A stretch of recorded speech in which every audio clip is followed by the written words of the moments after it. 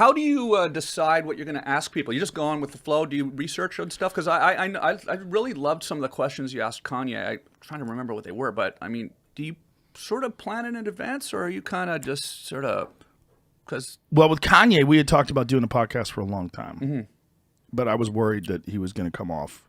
I remember your first question was, "Why do you want to do this?" Right? I just that was when he was running for president. Yeah, I thought it was such a great question because it's like, why do you want to run for president? Well, that's how everybody would ask that question. Yeah, but it was just right into it. It was just great, Well, I'm a fan of his music. I've always been a fan of his music, and I think that the way he communicates, his sort of manic style of thinking and constantly creating and doing things, it's why he's so successful. I mean, that's this like stream of consciousness that he has is also why he's so prolific as an artist. Like, I mean, all of his albums are good. He doesn't have a dud.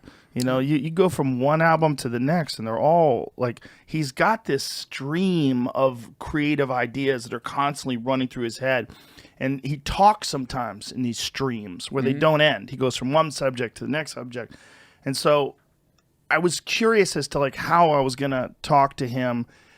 And I wanted to make sure that we can do it in a way where other people are going to appreciate there's a great value in the way he thinks. And then if you get it in sound bites, or you get it in some weird thing where he says something and people get mad at him and they boo him or something like that, like, you're missing who he really is. Who he really is him all day. It's not him in this 30-second chunk where you don't like what he said. Guess what? He probably doesn't like what he said either. Okay? He's fucking streaming. He's just going. He's running with these thoughts and ideas. But that's also why he can boil those thoughts and ideas down to these amazing fucking songs. Like that's what I wanted to get out of him while we were talking, because people were trying to medicate him and people were trying to, and I'm like, if you have a choice between this medicated, overweight Kanye who doesn't get anything done, or manic, crazy Kanye, he says wild shit, you want manic, crazy Kanye. Because manic, crazy Kanye is the one who makes amazing music. And I've been around him. He's a nice guy, man. Yeah. He's a really genuinely nice guy. And when the cameras are off, same thing. He's a nice guy with all the staff and everybody. He's cool. Yeah. Like, he's genuinely cool. But whatever you want to call mental illness, that's the problem. It's like when you call it mental illness, well, you got to give it medicine. He's got mental illness. You got to give him medicine. Do you really? Because that mental illness is making some pretty amazing shit. Right. Like, look at his catalog. Look at all the music he's made. Yeah. That's all because of mental illness? No. Whatever you call an illness is a particular style of thinking that he has that's sort of nonlinear, and it's wild, and it's all over the place, but it's also very focused. I found in that interview, though, that, I've seen him interviewed quite a bit, but that was one where everything he said made a lot of sense. He's certainly done put a lot of thought into a lot of the stuff he was talking about, with everything from reorganizing the way civilization works. I mean, it takes a little bit of thinking to come up with how to reorganize the entire way civilization works.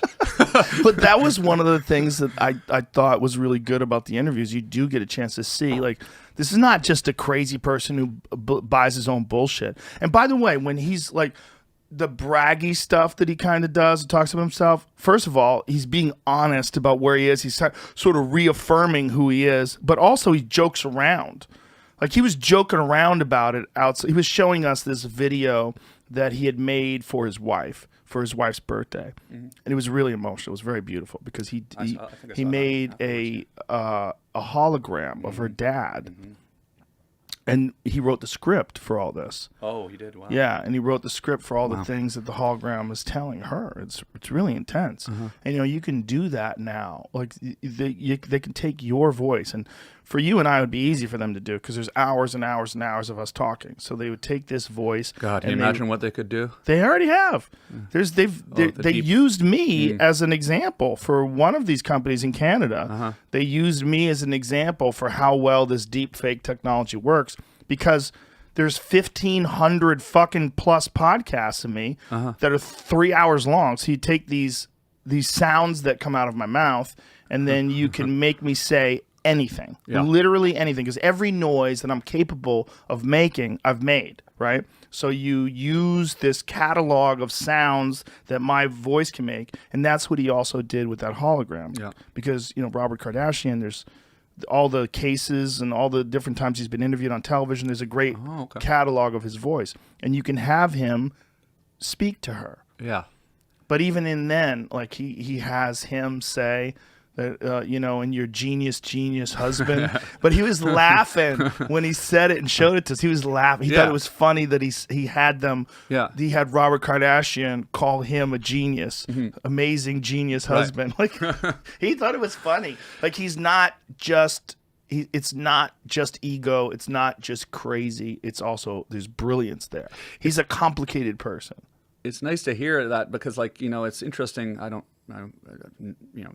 the media can sort of reframe a person, right?